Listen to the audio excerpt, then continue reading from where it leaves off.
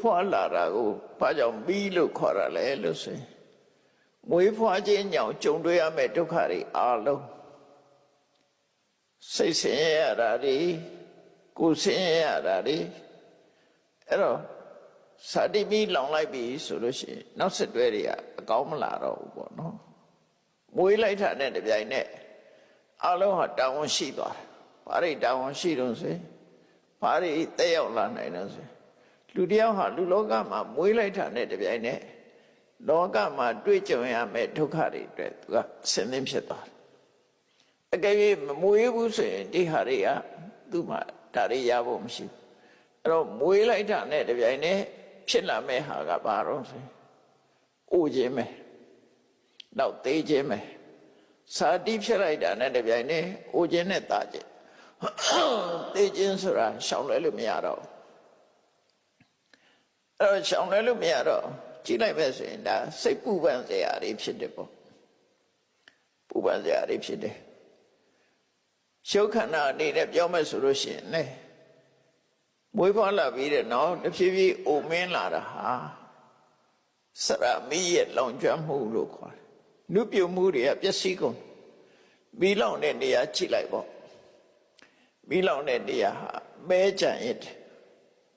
ဘယ်နေရာမီးလောင်အယုတ်ဆိုးကြည်တံပြီးတော့မဲကြံ့ရတာအဲ့လိုပဲလူမှာ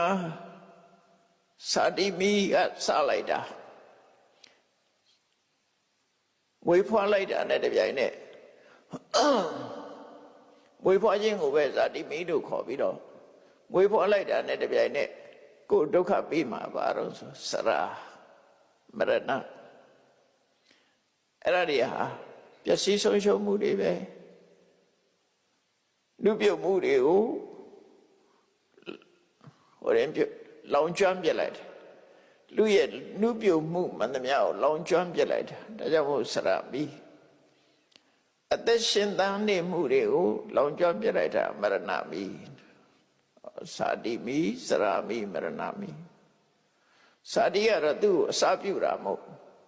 မီးဟုသမျှကိုဖိတ်ခေါ်လို့သူ့ကိုမီးလို့ခေါ်တဲ့သဘောရှိတယ်နော်ဒုက္ခတွေအလုံးကိုဖိတ်ခေါ်တာဖြစ်တယ်စာတိရဲ့စရရဲ့မရဏရဲ့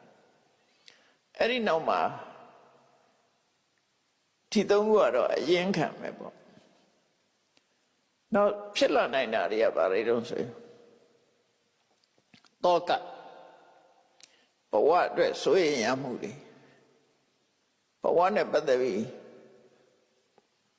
ဆက်သွယ်လာတဲ့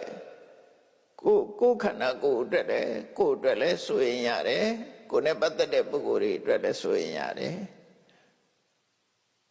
ကိုယ်ဆွေမျိုးသားချင်းတွေအတွက်လည်းစိုးရိမ်ရတယ်နောက်တစ်ခါကိုယ်ပစ္စည်းတွေအတွက်လည်းစိုးရိမ်ရတယ်